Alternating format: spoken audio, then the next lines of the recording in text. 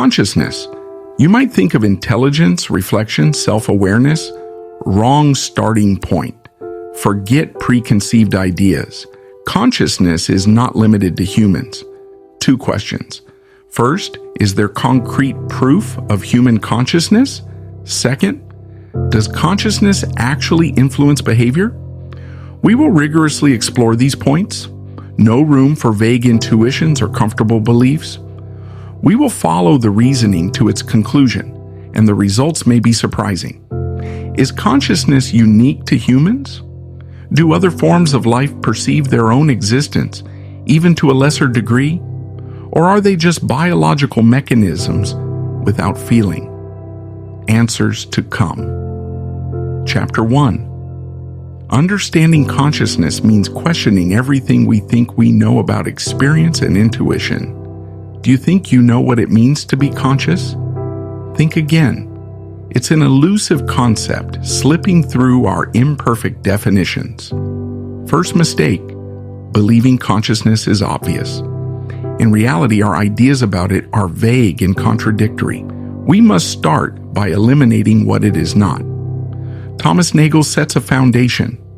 A being is conscious if there is something it is like to be that being. In other words, if it experiences subjectivity. Right now you are feeling, your chair most likely feels nothing. But how far does consciousness extend? Is it limited to humans? To certain animals? To all life forms? This is where intuition comes in. The problem, intuition is an unreliable tool. It can guide us or mislead us. An example, you encounter a stranger in the subway. Something feels off. His face is flushed, his pupils dilated. You sense a threat. Your instinct picks up on details without conscious analysis. But intuition can also be wrong. For centuries, intuition led people to believe the earth was flat. It tells us airplanes are more dangerous than cars, though statistics prove otherwise. Be wary of your intuition. It gives you clues, not truth. Here, we're not looking to confirm impressions. We're looking for facts. Chapter 2. Consciousness does not belong to humans alone. One certainty, we are conscious. But that's the only thing we are sure of. Our experience is limited to our own perception. Intuition deceives us, leading us to believe consciousness requires human traits. Wrong. Look closer. Our behaviors are not unique. Take trees. The Douglas fir and the paper birch exchange nutrients underground via a network of fungi and roots, the mycorrhizal network. Suzanne Simard proved it. These trees do more than survive. They recognize their offspring, send them resources, and communicate to counter threats. Plants perceive their environment. They react, they fight, they release toxins to eliminate competition. Ivy searches for support points, gropes, adapts. The Venus flytrap records information. It only closes after 2 distinct stimuli: memory, anticipation, reaction. What we are discovering is unsettling. Plants are more like us than we admit. Even their DNA shares sequences with those that allow us to perceive light and darkness. 2 possibilities. Either they have a form of consciousness, or memory, reaction, perception, and cooperation have nothing to do with it. Which one is correct? The answer is emerging. But before reaching it, we must go further. Chapter 3. Consciousness controls nothing. Your thoughts are not yours. Your decisions are not conscious. Your brain acts. Your consciousness follows.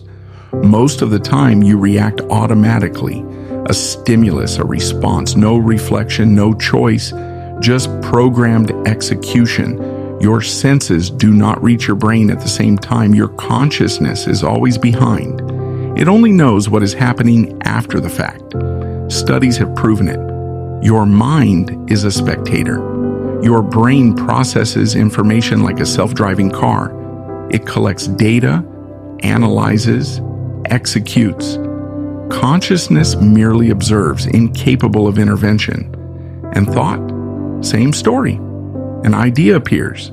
You think you generated it? False? It imposes itself on you. Do you remember consciously deciding to think about an old friend? Number? It just came to you without apparent reason. Your thoughts are reactions. They stem from your biology, past experiences, conditioning. You think you control your mind? Mistake. You are a passenger, not the pilot. Iahan chapter 4. The self is an illusion. Your brain cheats. It makes you believe you control your decisions. It makes you believe your senses capture reality in real time. False. Your perceptions arrive with a delay. Hearing precedes touch. You don't notice it, unless your brain is impaired. Disjunctive agnosia proves it. Some people see a sound before hearing it. And then there is the greatest illusion, the self. You think you are a distinct entity, a core, at the center of everything happening to you. Wrong. It is just a mental construct. Change your perception and the self disappears.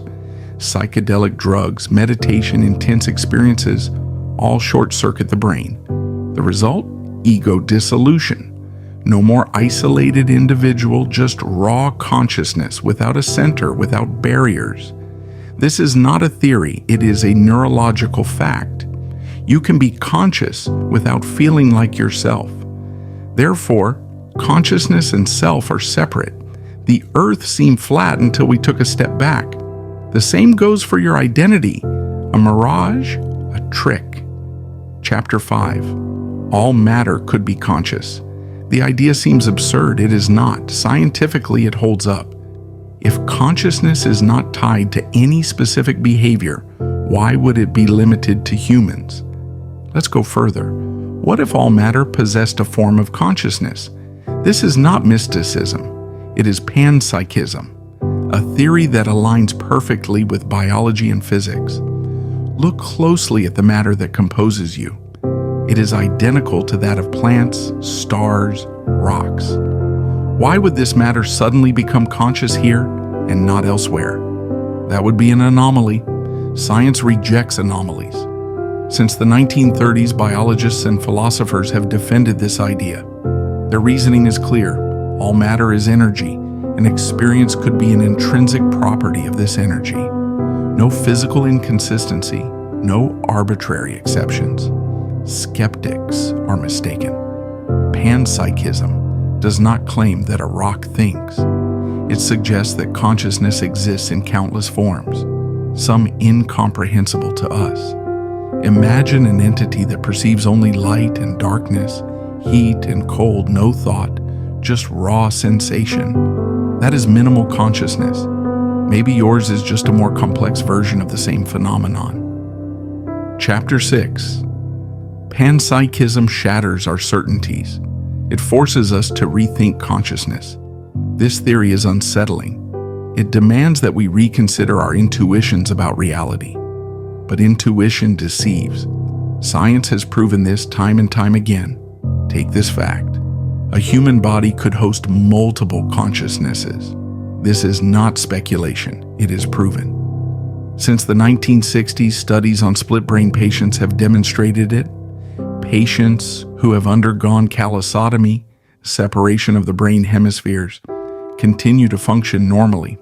But something changes. Each hemisphere becomes independent.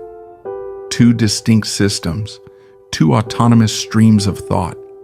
A striking example, if a patient holds a key in their left hand but does not see it, they will swear they are holding nothing. Their right hemisphere feels the object, but their left hemisphere, responsible for language, has no information. Two parallel realities within the same body. These experiments prove that consciousness is not a fixed entity. It adapts, divides, and reforms based on the information it receives. This suggests a radical idea. Human consciousness could be a fusion of micro-consciousnesses emerging from matter. Science is still searching, but physics has already solved mysteries once deemed unsolvable. The Higgs boson revealed mass, a concept once abstract. Perhaps one day, we will identify the key element proving that consciousness is embedded in matter itself. Reality is stranger than it seems.